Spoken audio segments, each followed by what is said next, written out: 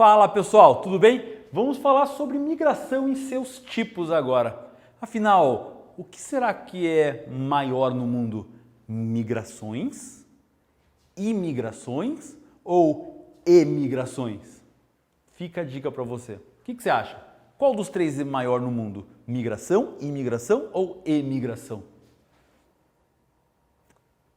Os três são a mesma coisa. Como assim são a mesma coisa?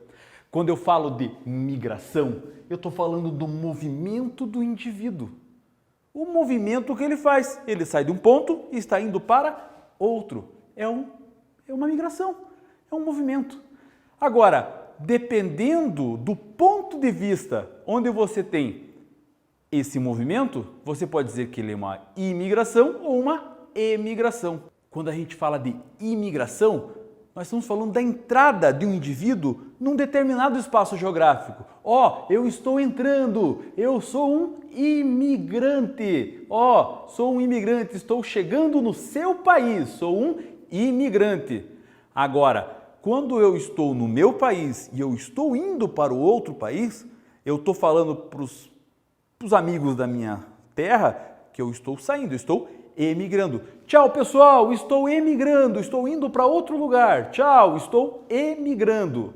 Percebam que é o mesmo movimento, só vai mudar o ponto de vista. Que enquanto que para um lugar eu estou chegando, para o outro eu estou saindo. Isso tudo é movimento. Então aquela pergunta que eu fiz ali, ela meio que não tem um certo cabimento, né? Uma vez que migração, imigração e emigração é a mesma coisa. Só muda o seu ponto de vista. Entendeu mais ou menos como é que funciona? É mais ou menos isso. As migrações, elas vão ser internas ou externas. Quando a gente fala de migração externa, nós vamos ter a imigração e a imigração. Esse ponto de vista, a entrada no país, que vai ser a imigração, ou a saída do país, que vai ser a imigração.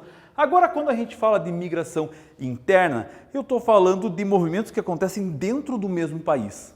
E aí não se aplica necessariamente a imigração ou a imigração, porque isso é mais um termo para as externas. Fechou? Entendido aí? Agora, se a gente pensar em fatores, que tipo de fatores, que motivos vão fazer as pessoas criar este movimento?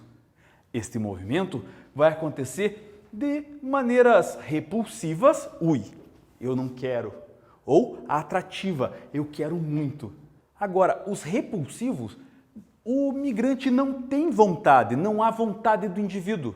A pessoa não quer sair do seu lugar, mas por força que não depende dele, ele se vê obrigado a fazer. Uma guerra, por exemplo, ele quer salvar a sua vida e a vida da sua família, perseguições, epidemias, problemas políticos podem ser fatores repulsivos. Faz com que eu saia da minha região e vá procurar outra para sobreviver. A isso vamos chamar desses fatores repulsivos. Agora, existem também os fatores atrativos, que a pessoa sai por principalmente vontade. E que vontade é essa? Vontade de estar numa vida melhor. Afinal, a migração, ela sempre vai acontecer porque alguém, ou ela mesma, vai querer estar num lugar melhor. Ninguém se movimenta senão para melhorar de vida. Seja um problema que está acontecendo e ele quer fugir no repulsivo, ou ela quer melhorar de vida porque vê naquele outro espaço uma melhoria das suas condições. Então, os fatores atrativos vão acontecer sempre por vontade, como a oferta de emprego, uma melhor qualidade de vida, um lugar onde o ar pode ser mais respirável, um lugar onde não tem tanto barulho, onde a violência não acontece tanto. Então, ela procura ir para esse espaço para melhorar a sua qualidade de vida. Ou, por exemplo, naquele lugar vai ter uma oferta de emprego que ela vai ter uma condição de dinheiro, de salário, financeira muito melhor. Então, ela vai para aquele lugar por espontaneidade. Ela vai fazer isso. Esse indivíduo faz questão de fazer a migração, ok? Ou, por exemplo, um país está incentivando por algum fator a imigração. Venham para o meu país porque vocês vão ter emprego. Ou venham porque a gente vai dar uma grana para vocês povoarem em determinado lugar. Ou venham porque vamos dar terras para vocês trabalharem. isso também pode ser um incentivo à migração. A colonização do sul do Brasil, inclusive, foi feita dessa maneira, por incentivo à migração. Os imigrantes italianos, japoneses, espanhóis, poloneses, ucranianos no sul do Brasil e também em regiões de São Paulo, por exemplo, foram incentivados a vir para cá, porque foi prometido a essas pessoas terras para que eles pudessem criar a sua nova vida, para que pudessem ter uma nova condição de recomeço e talvez problemas que poderiam ter acontecido na Europa. Está entendendo o que é esse incentivo à migração? Enfim, agora vamos falar das migrações internas. As migrações internas têm características bem bacanas. Por quê? Porque elas podem ser aí de maneiras diferenciadas e temporais ou espaciais. Começamos pela transumância. A transumância é uma migração sazonal. Ela acontece em épocas ou estações. Ela sempre vai ter uma característica de sazonalidade. Vai ser sempre uma característica de estação do ano. Vamos pensar no povo do sertão nordestino, que quando começa aquela seca, ele vai fazer o quê?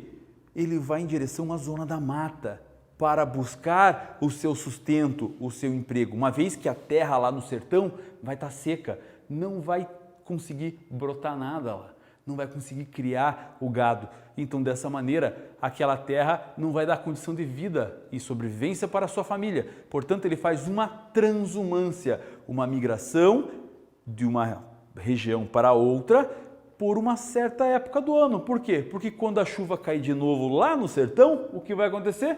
Ele vai voltar para trabalhar na sua terra. A transumância é isso. Além disso, podemos colocar os boias-frias. Pessoas que em determinada época do ano saem da sua casa e vai para uma lavoura numa outra cidade trabalhar e fazer a colheita. E quando acaba a colheita, ele volta para a sua casa. Isso é transumância, uma migração temporária por estações. Agora, quando falamos ainda de migrações temporárias, nós temos a migração pendular, que ela é diária. Ela acontece em grandes centros urbanos, regiões metropolitanas, áreas conurbadas, onde várias zonas urbanas estão uma ligada à outra. Um exemplo é a cidade de São Paulo. Muita gente está trabalhando na cidade de São Paulo, mas vem de outras cidades diariamente para trabalhar. Na região do ABC Paulista, por exemplo, aquelas pessoas saem de lá todo dia, vêm das suas cidades, que são consideradas cidades dormitórios, e fazem a sua migração até a cidade de São Paulo, o grande centro, a cidade que não para.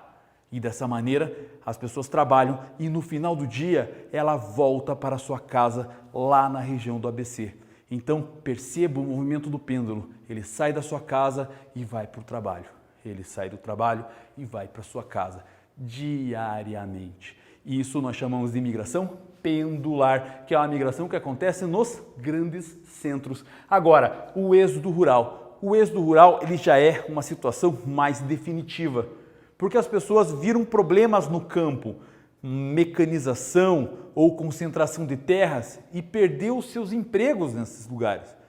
Então, ele não vê outra alternativa senão sair do campo e ir em direção a esses grandes centros. Essa saída do campo para a cidade em busca de melhores condições de vida chamamos de êxodo rural.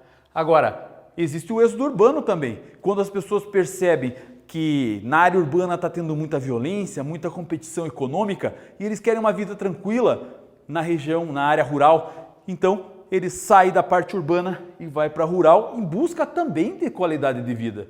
Então, nós chamamos isso de êxodo urbano. Está entendendo? Agora, a gente pode aparecer termos como migração interregional, interestadual, intrarregional, intraestadual. Quando a gente fala de inter ou intra, a gente está falando de fora ou dentro. Intraestadual, dentro do próprio estado. Interestadual, entre um estado e outro.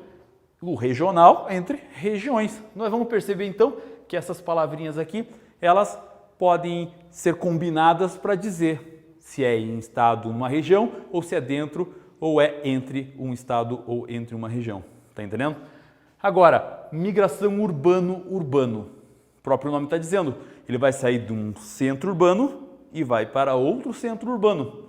Normalmente isso acontece nessas ideias de desconcentração industrial. As indústrias estão saindo dos grandes centros e estão indo para as médias cidades. Então as pessoas, os trabalhadores, acabam saindo das grandes cidades e indo para as médias também. Então ele está fazendo uma migração urbano. Ou então, por exemplo, o fato de ter que se deslocar muito lá na migração pendular, lembra? O dia inteiro, sair da sua cidade e ir até a outra e depois no outro dia voltar, ele vai e compra uma casa justamente na cidade onde ele trabalha. E isso passa a ser uma migração urbano.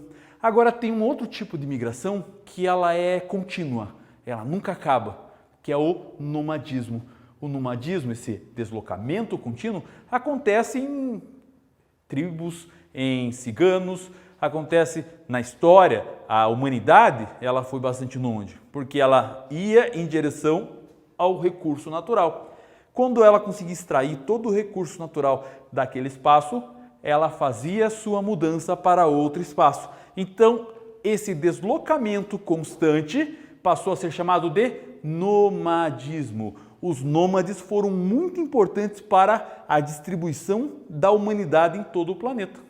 Então, esses são os deslocamentos internos. Agora, os deslocamentos ou migrações externas, elas vão acontecer também de maneira espontânea, quando há essa escolha do migrante, as pessoas querem sair de um país e ir para outro, ela vai ser forçada quando acontece a questão de uma guerra, então as pessoas vão se transformar em refugiados, certo? Os interesses de terceiros ou condições hostis de permanência faz com que ela entre numa condição de refúgio em outro país, então ela se torna um refugiado. É o caso de diversos sírios que estão na Europa, por exemplo, de venezuelanos que estão chegando no Brasil, de haitianos que vieram para cá também lá no começo de 2010 para frente. Vamos perceber então essas migrações externas dando origem aos refugiados. E também temos as planejadas, quando há esse incentivo, quando um país precisa aumentar a sua população economicamente ativa, então ela convida populações com características étnicas, traços linguísticos parecidos para fazer o povoamento. Então, por exemplo, países do leste europeu, vamos dar um exemplo aqui, qualquer um, a Sérvia, um país lá do leste europeu, convida então o pessoal da Eslovênia, que é outro país do leste europeu, a povoar o seu país, a vir morar no seu país para aumentar a sua população. Isso é uma migração planejada, é um incentivo à migração. Está entendendo como é que funciona?